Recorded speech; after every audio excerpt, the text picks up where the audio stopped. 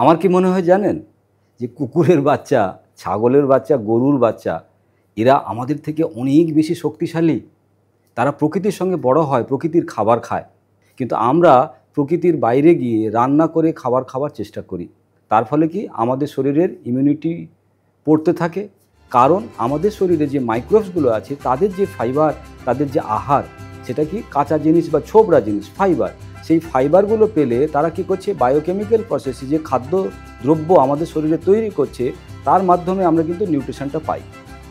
এবারে বাচ্চারা সকাল থেকে রাত্রি অবধি যে ধরনের pizza, burger, chocolate, pastry, biscuit, পাউরুটি, দুধ এসব খেয়ে বড় হচ্ছে, তার ফলে তাদের ওই পুষ্টিটা বা ওই ফাইবারটা তাদের শরীরে যাচ্ছে না, ফলে তাদের এত রোগ। সুতরাং আমাদের বাচ্চাদেরকে যদি সুস্থ রাখতে হয় তাহলে কিন্তু এই ধরনের কাঁচা খাবারই খেতে হবে।